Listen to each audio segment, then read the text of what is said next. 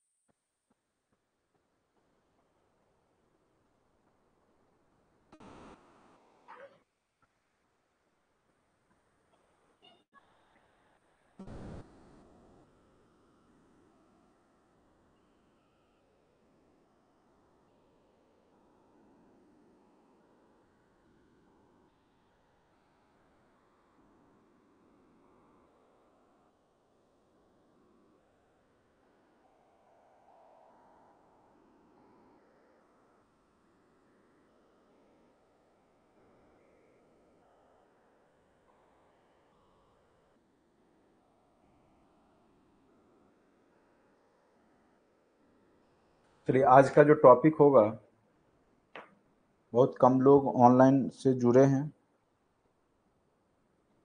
जबकि टाइमिंग मैंने बार बार बोला है, क्लास में भी सबको बताया कि 4:30 से 6 के बीच में आपको क्या नोटिफिकेशन नहीं जाती है क्या आप लोग को?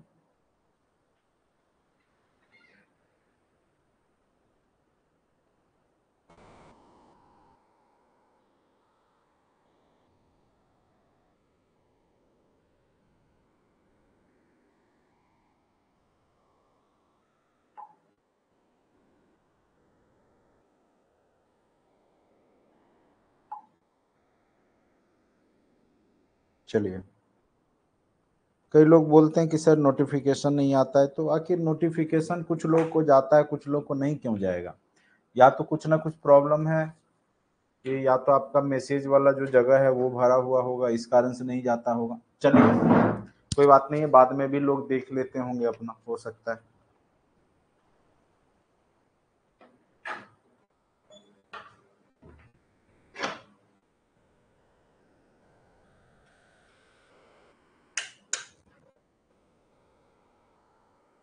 चलिए, आज का जो क्लास है वो आपका मध्यकालीन इतिहास का होगा।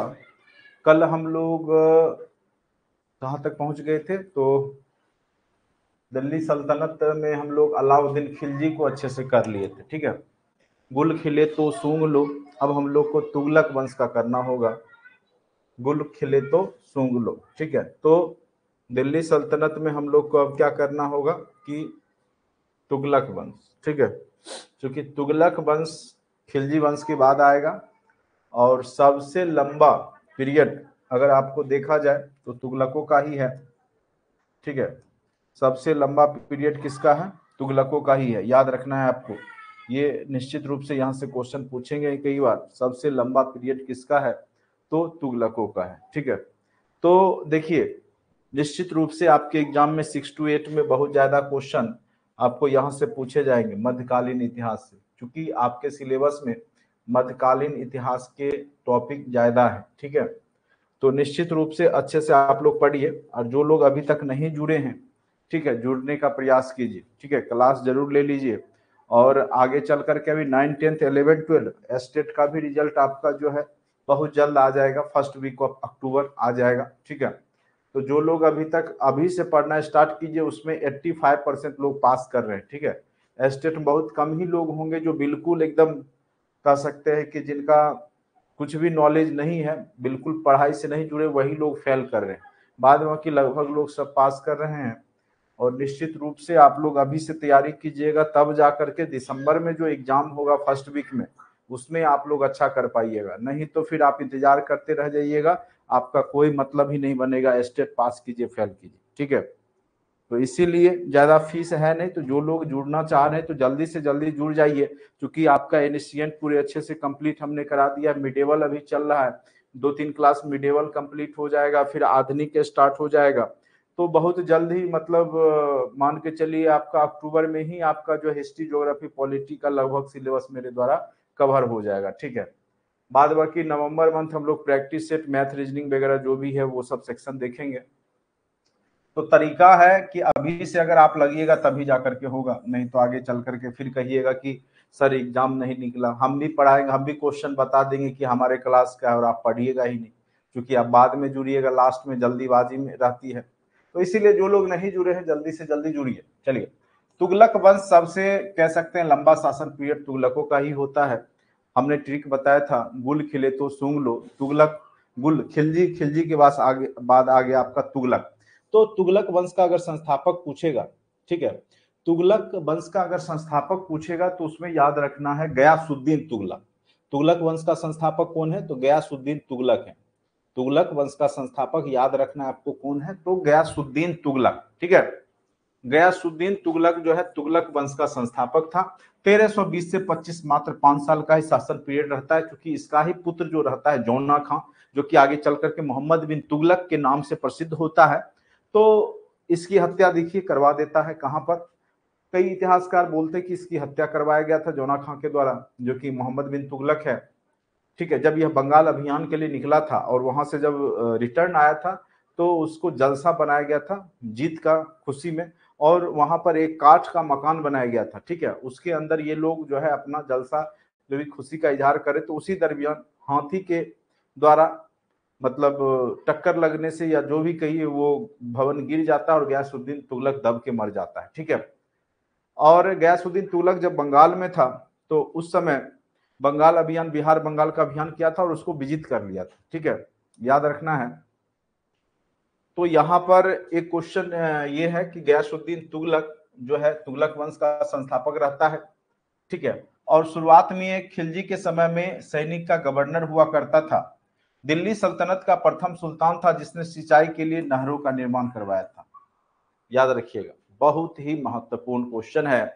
ये क्वेश्चन कई बार पूछे गए हैं कि अगर दिल्ली सल्तनत में सर्वप्रथम अगर पूछे दिल्ली सल्तनत में किसने सिंचाई के लिए नहरों का निर्माण करवाया था, तो सबसे पहला शासक है दिल्ली सल्तनत का गयासुद्दीन तुगलक, जिसने नहरों का निर्माण करवाया था सिंचाई व्यवस्था को सुदृढ़ करने के लिए। ये क्वेश्चन कई बार पूछे जा चुके हैं, इसीलिए इसको आपको हमने कलर कर दिया है VVI, याद रखिएगा।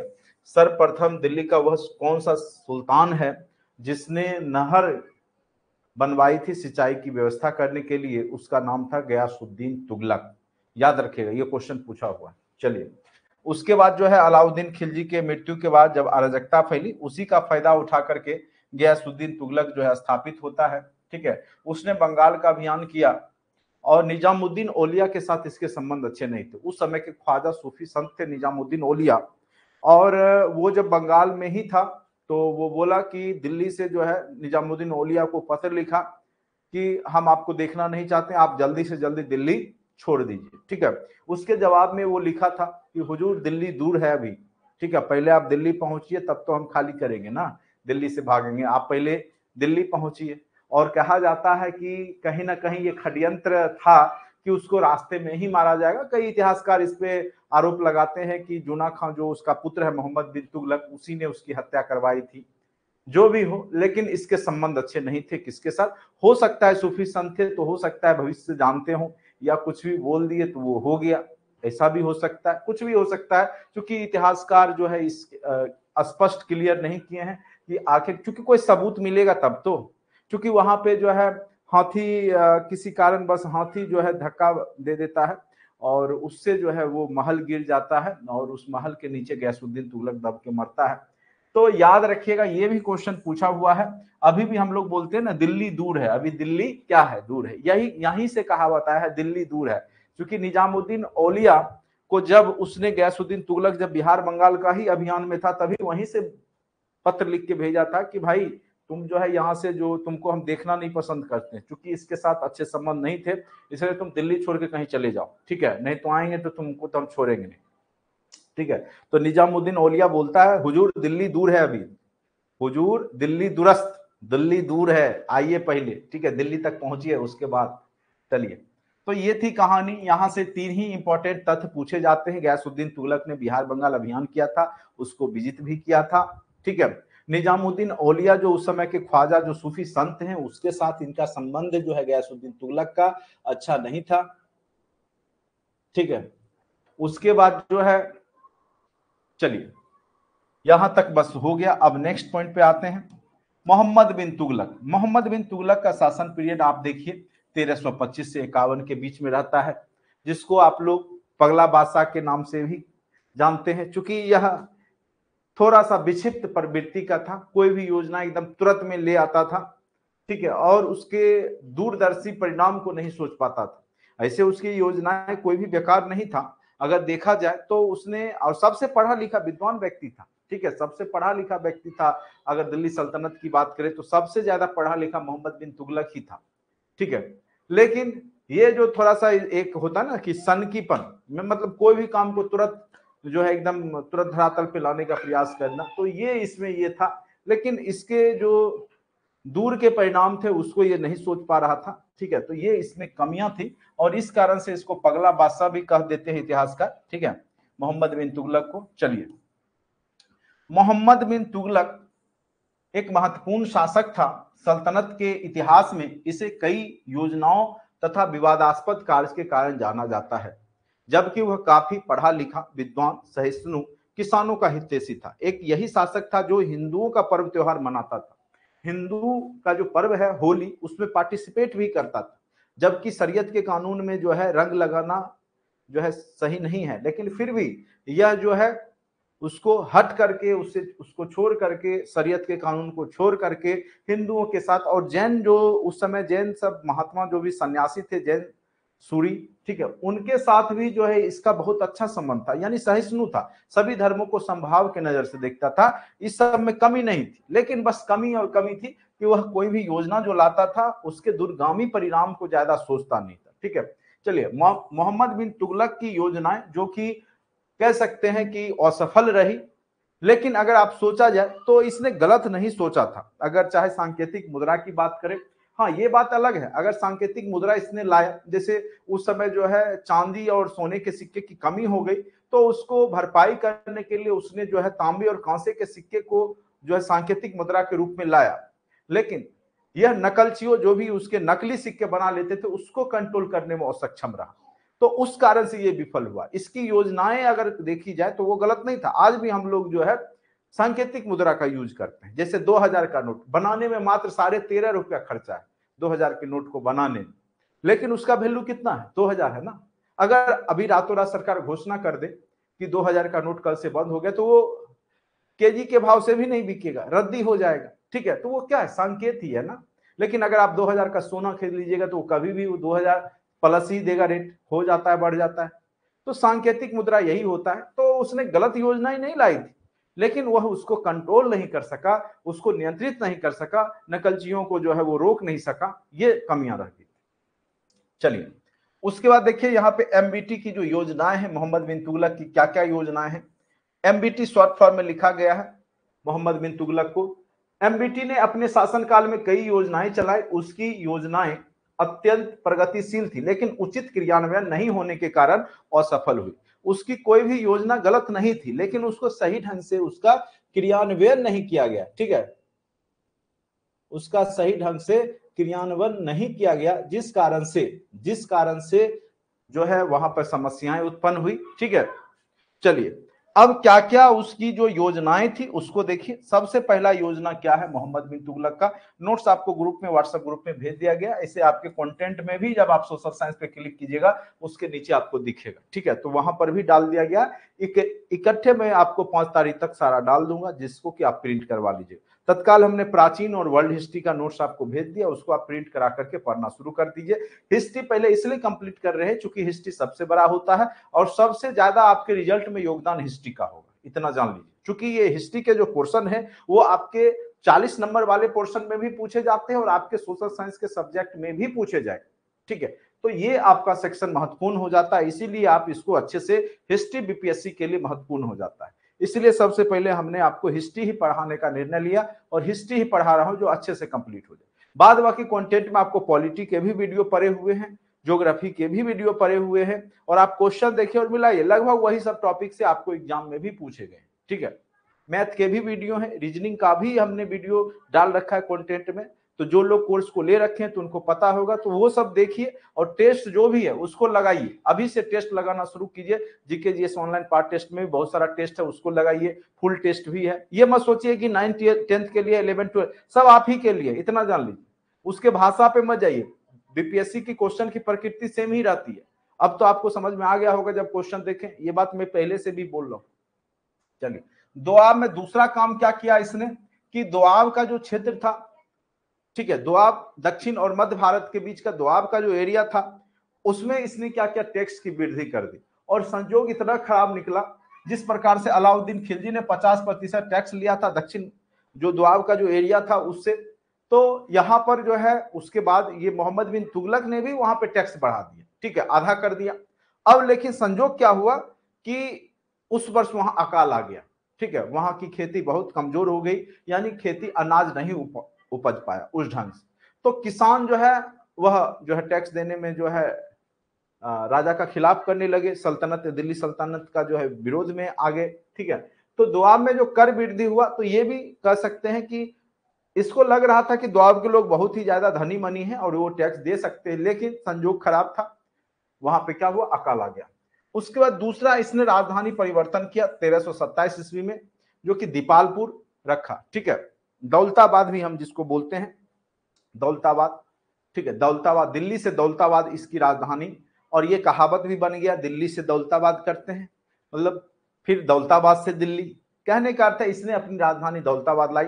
देखिए, ये लाया था सोच समझ करके, क्योंकि इसको दक्षिण भारत पे भी अपना जो है प्रभुत्व कायम करना था और नॉर्थ इंडिया पे भी करना था। तो आपका जो दौलताबाद है वो आपके मध्य में पड़ता था, वहां से वो दोनों तरफ कंट्रोल कर सकता था। लेकिन इसने एकाएक जो राजधानी कन्वर्ट किया, इसको धीरे धीरे स्टेप बाइज करना था। पहले जो है व्यापारी लोग को ले जाता, फिर कर्मचारी को ले जाता, फिर धीरे धीरे करके इसको बढ़ाता। एकाएक जो है इसने जो राजधानी परिवर्तन किया, यह भी इसके विफलता का कारण हो गया। सांकेतिक मुद्रा, आपको बताए सांकेतिक मुद्रा के विफलता का कारण यह हो गया कि वहां पे जो है नकली मुद्राएं ज्यादा बनाए जाने लगी, लोग टकसाल अपने अपने घर में बना लिए, चोरी छिपे जो है तांबा और जो है कांसा जो भी सांकेतिक मुद्रा था वो घर में बनाने लगे, जिससे कि राजा को बहुत ज्यादा नुकसान हो गया, दिल्ली सल्तनत को। उसके बाद खुरासान अभियान जो है मध्य एशिया का अभियान था, क्योंकि उस समय की जो राजनीतिक स्थिति था मिस्र का, तुर्की मिस्र ये सब का, तो वहां पर साम्राज्य विस्तार की नीति, तो वहां का एक शासक था, तो खुरासान अभियान के लिए ये मदद करता, इसको भी विश्व विजेता बनने का जो है सपना दिखा दिया था, तो ये भी जाता, लेकिन संयोग से वहां की राजनीतिक स्थिति बदल गई, जिस कारण से इसने जो सेना को जो है अग्रिम लगभग 3 लाख सेना की अग्रिम नियुक्ति कर दिया था, और उसको इसको सैलरी देना पड़ रहा था, जो कि युद्ध हुआ ही नहीं, जिससे इसको फायदा मिलता वो आया ही नहीं। उसके बाद इसने क्या किया, उस सेना को लेकर के कराचील अभियान, उत्तराखंड के उस साइड जो चीन का एरिया है वहां पे अटैक करने का सोचा, उसको क्षेत्र का, लेकिन इसको पता नहीं था कि वह एरिया जो है बर्फबारी है, मौसम भिन्नताएं हैं, वहां पे जो है केवल सेना को ले जाना ही तो नहीं होगा, उसके लिए राशन व्यवस्था सब कुछ करना होगा, दवाई जो उस मौसम में, ठंड के स्थिति में भी वो लड़े। कहा जाता है कि जब यह कराचील अभियान जाता है तो मात्र 9 व्यक्ति ही बचे थे, बाद बाकी लोग रास्ते में ही सेना सब मर गए। ठीक है, क्योंकि ठंड के कारण, बीमारी के कारण, और लास्ट में इसी बात पे इतिहासकार कहते हैं कि जनता को, राजा को प्रजा से और प्रजा को जनता से मुक्ति मिल गई। ठीक है, क्योंकि ये अच्छा अभियान ला रहा था, ये सोचता कम था, इसीलिए थोड़ा सा इसका ये हो रहा था, लेकिन इसने कोई भी ऐसा नहीं था कि इसने गलत योजनाएं लाई। हाँ, समय के अनुसार उस समय यह गलत हो गया, ये अलग बात। चलिए तो यही सब है कहानी, तो इसीलिए इसको पगला बादशाह भी कह दिया जाता है, इतिहासकार इसको बोल देते हैं। धात्विक मान की बजाय फेस वैल्यू के आधार पर सिक्का चलाया गया। अगर आप देखिए जो वर्तमान समय में जो आपका नोट है, चाहे आपका सिक्का है, वो सब क्या है, भारत सरकार का जो मोहर है, लोगो है, उसी के आधार पर है, तो फेस वैल्यू ही है। तो अभी भी जो हम लोग का मुद्रा क्या है, वो आपका क्या सांकेतिक मुद्रा ही है, सांकेतिक मुद्रा है, अभी चल रहा है अच्छे से, क्योंकि सरकार अगर आप नकली नोट छापते हैं तो तुरंत आपको बंद करती है, नहीं, उस पर कंट्रोल करती है।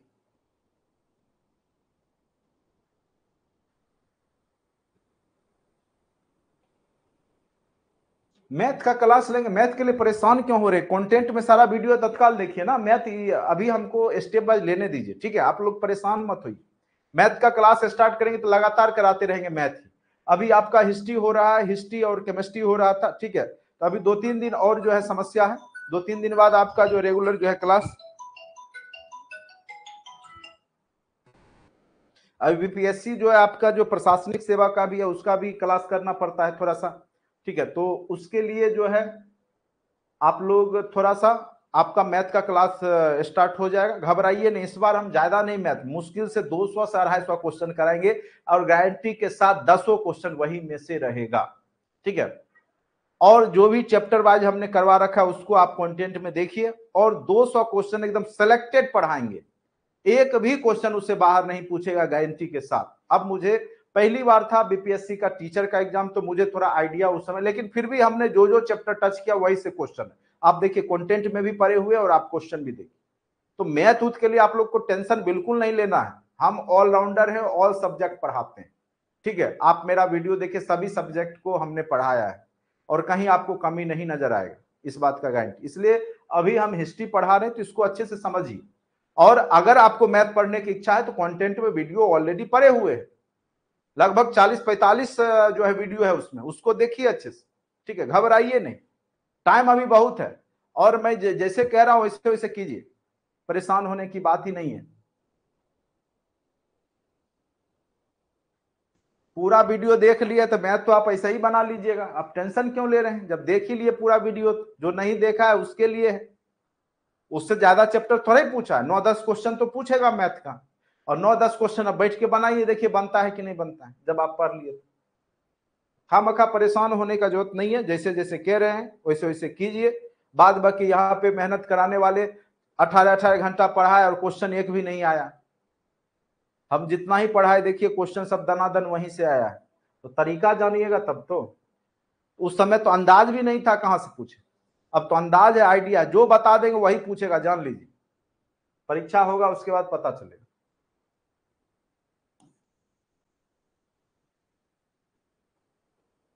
मैथ उथ का बिल्कुल टेंशन नहीं लीजिए, अगर 9 क्वेश्चन पूछेगा 9-10 में 9-10 बनाइए गारंटी के साथ। जिसको कुछ नहीं आता ना, जोड़ घटाव गुना भाग, उसको भी मैं गारंटी के साथ बोल सकता हूं, जो भी क्वेश्चन 6 to 8 में आएगा, 9 से 10 जो भी क्वेश्चन आएंगे वो सारे के सारे लोग बना के आएंगे, क्योंकि क्वेश्चन अब पता चल गया है कि बीपीएससी कहां से क्वेश्चन उठा रही है, ठीक है। उस समय हमको डाउट लग रहा था कि ये क्या करेगी, क्या ना मुश्किल था, लेकिन अब एकदम क्लियर पता चल गया, कहीं कोई दिक्कत नहीं होने वाला है। चलिए अब यहां पे आते हैं,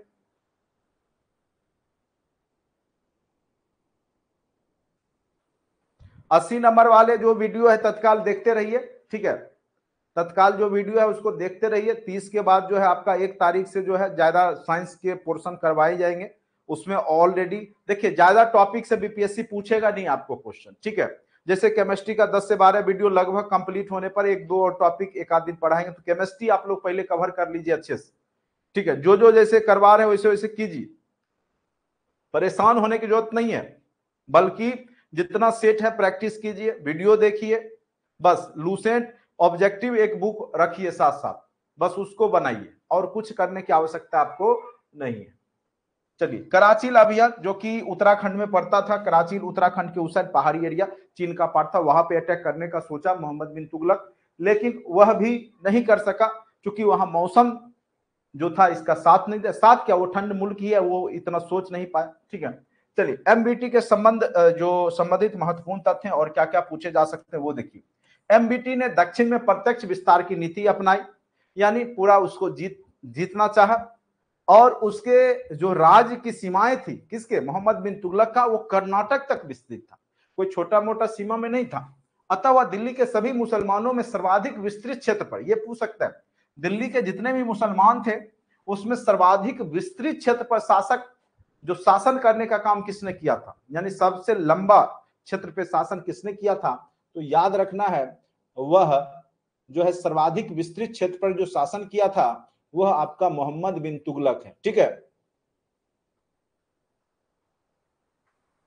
चलिए मैथ साइंस से भी कोई दिक्कत नहीं है, घबराइए नहीं, 6 to 8 में आपको टेंशन ज्यादा लेने की आवश्यकता नहीं है। देखिए वो तो आप बना ही लीजिएगा, मेन है कि आपका जो ये सब जो सोशल साइंस के जो भी 40 पोर्शन में जो आएगा क्वेश्चन उसको पहले ठीक कर लीजिए। अगर 40 में 30 प्लस कर लिए ना तो ऐसे ही उधर रिजल्ट ले आइएगा, ठीक है। और सेट उट बनाइए, जितना बना सकते हैं, जो सब आपको ऑनलाइन टेस्ट का दिया हुआ वो सब बनाइए। बाकी हम सारा आपका 5 तारीख तक बोल रहे हैं, 5 अक्टूबर तक आपको सारा नोट्स दे दिया जाएगा, ठीक है। और वीडियो लेक्चर भी लगातार करके आपको कंप्लीट करा दिया जाएगा, ठीक है। अक्टूबर मंथ में आपका कंप्लीट हो जाएगा, टेंशन लेने की बात नहीं है। लेकिन चूंकि आपका ऑलरेडी बहुत सारा हमने टॉपिक करवा भी रखा है, मेन टॉपिक जो मुझे लग रहा है जहां पे आपको जो थ्रोली और अच्छे से पढ़ने की आवश्यकता, उन सब टॉपिकों को मैं एक्स्ट्रा लूँ, ठीक है। चलिए, लेकिन उसकी नीतियों के कारण अनेक विद्रोह हुए। विजयनगर एवं बहमनी साम्राज्य, जब हम विजयनगर और बहमनी साम्राज्य बता रहे थे, उसमें यह भी बताया था कि जब बहमनी साम्राज्य या विजयनगर साम्राज्य की स्थापना हुई थी तो उस समय दिल्ली में मोहम्मद बिन तुगलक का शासन था। देखिए, यही लाइन वहां पर भी दिखाई दिया कि विजयनगर साम्राज्य एवं बहमनी जैसे राज्यों की स्थापना भी इसी समय हुई। चूंकि यह इतना बड़ा क्षेत्र पे शासन करने का सोचा, लेकिन यह पूरे पे कंट्रोल नहीं कर पाता है ढंग से। चलिए,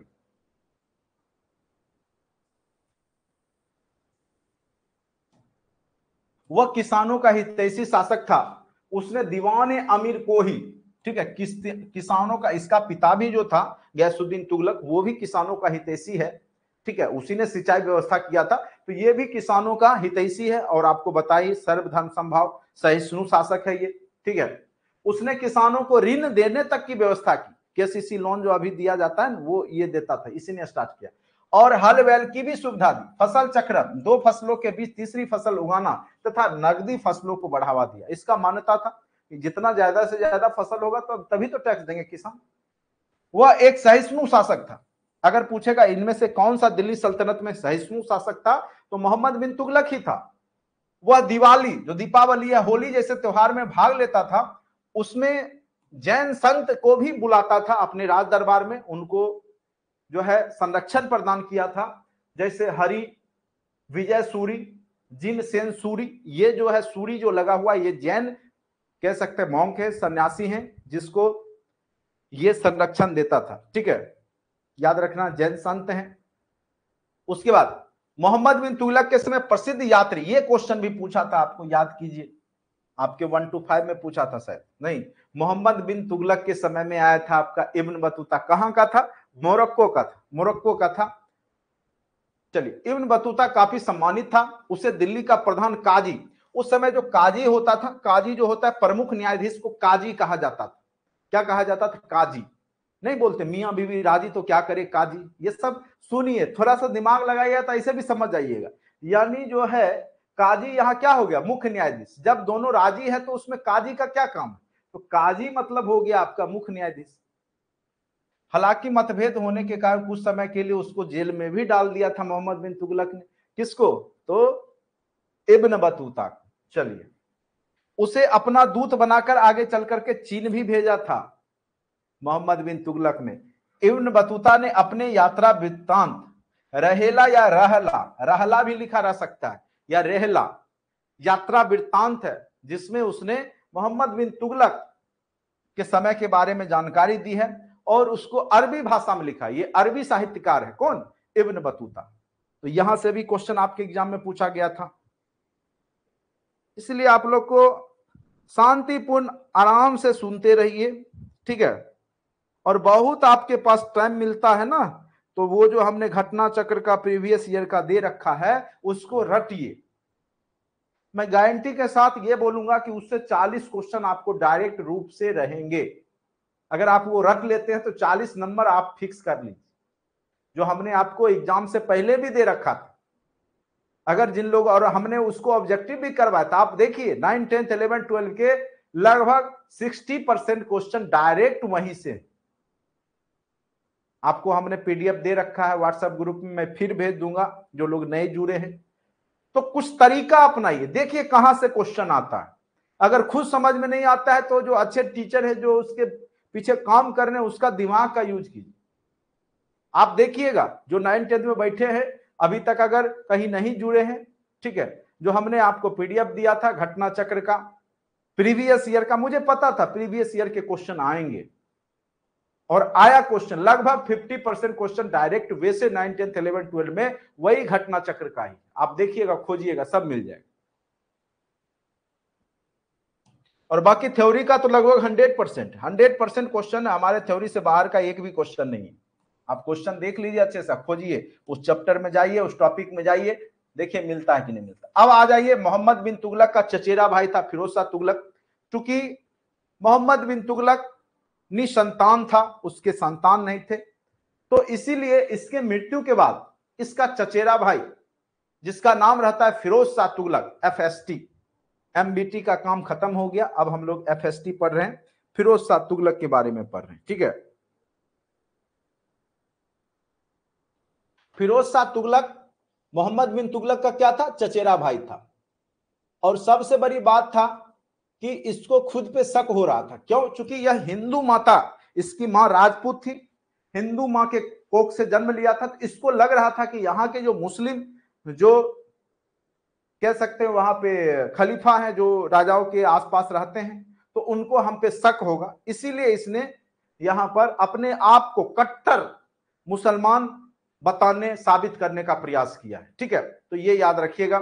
और इसने वहां पर हिंदुओं के खिलाफ फिर से जजिया कर ला दिया, मतलब हिंदू के विरोध में, और तुष्टीकरण की नीति लाने वाला यही है, तुष्टीकरण, यानी अपने लोगों को खुश करने का प्रयास किया।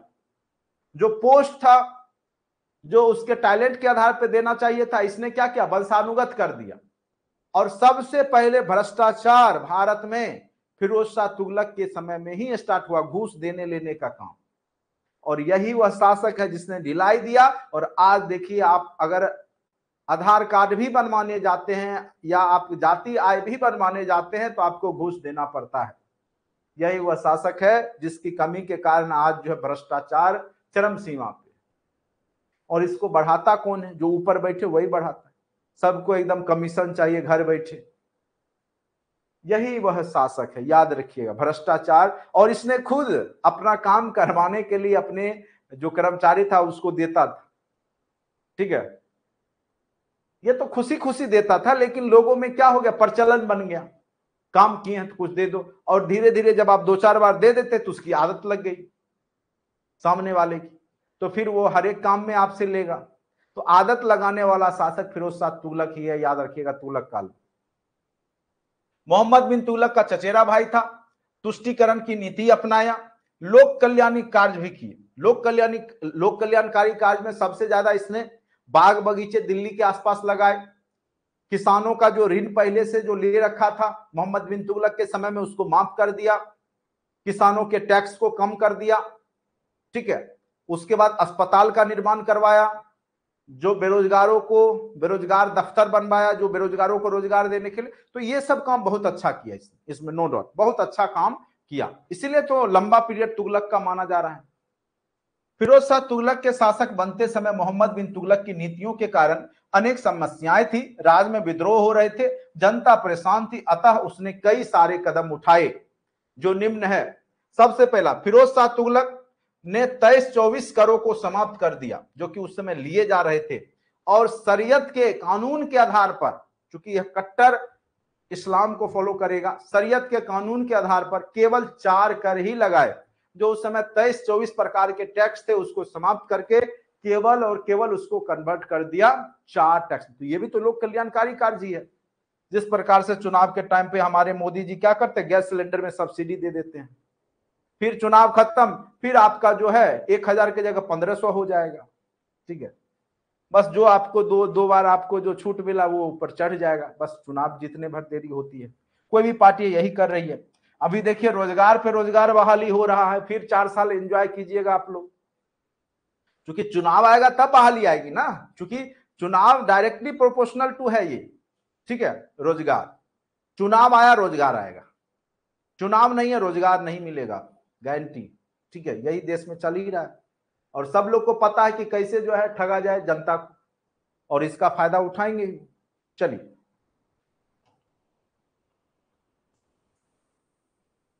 खराज, भू राजस्व कर को खराज कहा जाता था, अभी भी बोलते हैं ना, हमको खराज में दे रहे हो क्या।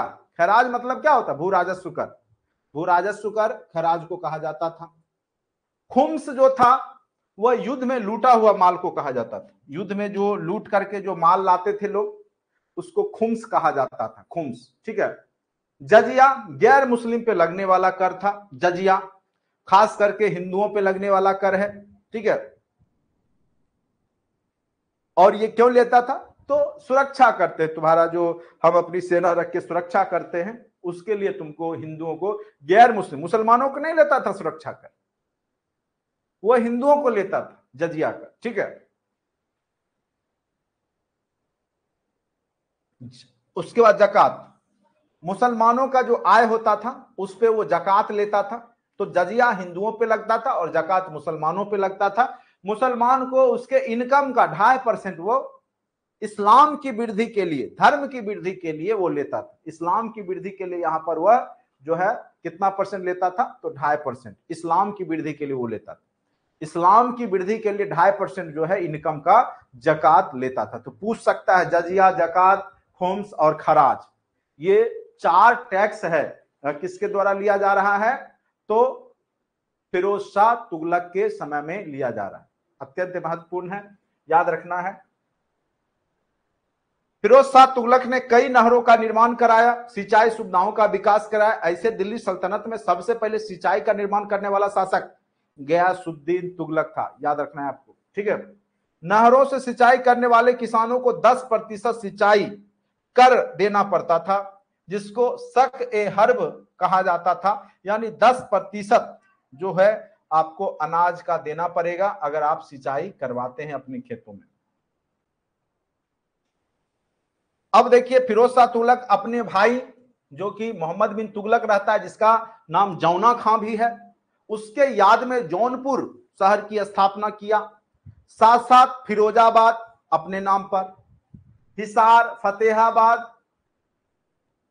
जो कि हरियाणा में है, इन नगरों की स्थापना फिरोज शाह तुगलक ने किया। उत्पादन बढ़ाने के लिए 80,000 दासों और के लिए दीवाने बंदगान जो कि एक कह सकते हैं यहां पर क्या है, दासों का बोलते हैं बंदा, इतना बंदा चाहिए। बंदा मतलब दास, गुलाम, काम करने वाला। ठीक है, तो दीवाने बंदगान का जो निर्माण है विभाग का, इसी ने करवाया था फिरोज शाह तुगलक। उसके बाद कारखानों में विभिन्न प्रकार के उत्पादन करते थे, दास जो थे वो कारखानों में विभिन्न प्रकार के उत्पादन करते थे। उसने दीवाने खैरात नामक विभाग की स्थापना किया। यह विभाग गरीब लड़कियों की शादी में मदद करता था। दीवाने खैरात जो बनाया गया था गरीबों की लड़कियों की शादी करने के लिए, उसको मदद पहुंचाने के लिए यह बनाया गया था। वह दिल्ली सल्तनत का प्रथम सुल्तान था जिसने बेरोजगारों के लिए रोजगार दफ्तर, ठीक है, रोजगार दफ्तर बनाने वाला पहला, यानी बेरोजगारी दूर करने वाला पहला शासक है फिरोज शाह तुगलक। ये सब डायरेक्ट क्वेश्चन पूछेगा एग्जाम, याद रखिए। उसने राज्य द्वारा अस्पतालों, जो कि दारुल सफा पूछा हुआ क्वेश्चन है कि जो अस्पताल बनाए जाते थे दिल्ली सल्तनत काल में उसको क्या कहा जाता था, या दारुल सफा कौन सा विभाग था? तो चिकित्सा विभाग। अस्पताल था दारुल सफा। दवाई दारू बोलते हैं ना, दवाई दारू लीजिए, टाइम पर लीजिए दवाई दारू, तो दारू से याद रखिएगा दारू। देखिए क्योंकि हमारा जो चाहे आपका उर्दू हो, फारसी हो, चाहे हिंदी हो, तो कहीं ना कहीं सब मिलता जुलता भाषा है। अगर आपको कंफ्यूजन होता है ना, अगर आप नहीं पढ़े, फिर भी आप गौर कीजिए उस शब्द को, तो आप खोज निकालिएगा। अगर पूछा कि अस्पताल से कौन जो है, तो दारुल सफा, तो दवाई दारू, दारू मतलब समझ ही रहे, दारू मतलब ये नहीं कि आप ज्यादा पी लेते तब नशा आता है ना, थोड़ा थोड़ा पीजिएगा तो दवाई का ही काम करता है। चलिए, दिल्ली के आसपास 1200 बागान इसने लगवाए, जो बाग बगीचे लगवाए। तो पहला शासक है जिसने बाग बगीचे पर ध्यान दिया, ठीक है, वो है फिरोज शाह तुगलक। अंगूर की खेती को बढ़ावा दिया। बर्नी तथा शम्स ए सिराज अफीक जैसे इतिहासकार को संरक्षण दिया। फिरोज शाह ने खुद भी आत्मकथा, उसकी खुद की आत्मकथा है फुतुहात ए फिरोज शाही।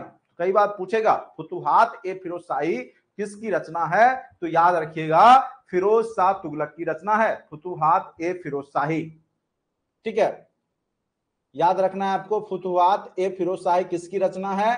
तो फुतुहात ए फिरोज शाही जो रचना है वो फिरोज शाह तुगलक की ही रचना है, याद रखना है आपको।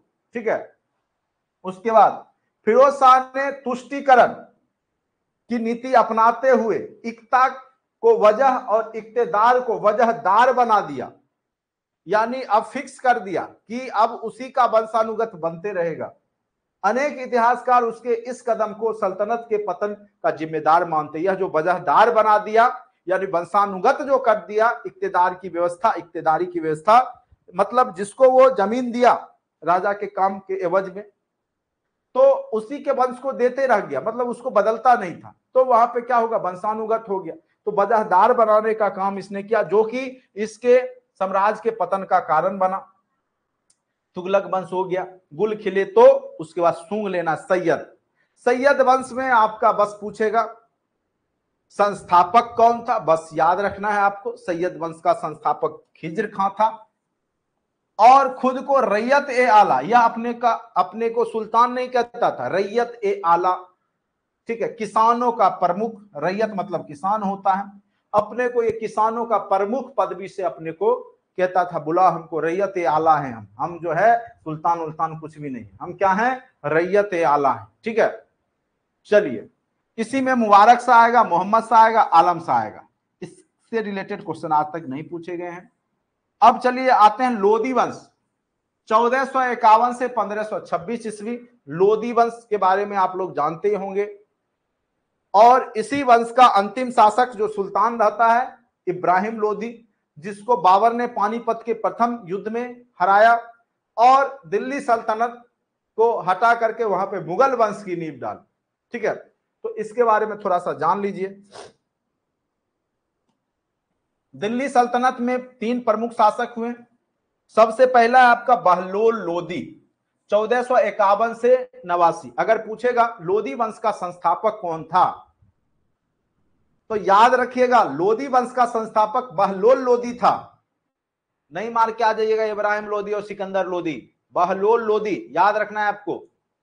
कौन था, तो बहलोल लोदी। लोदी वंश का संस्थापक कौन था, बहलोल लोदी था, जो कि 1451 से 89 तक शासन करता है, ठीक है। लोदी वंश का संस्थापक है। इसने जौनपुर के सरकी वंश को जीतकर पुनः दिल्ली सल्तनत में मिला दिया। तो बहलोल लोदी, इतना ही पूछेगा तो यही पूछेगा लोदी वंश का संस्थापक कौन। उसके बाद सिकंदर लोदी 1489 से 1517 तक रहता है।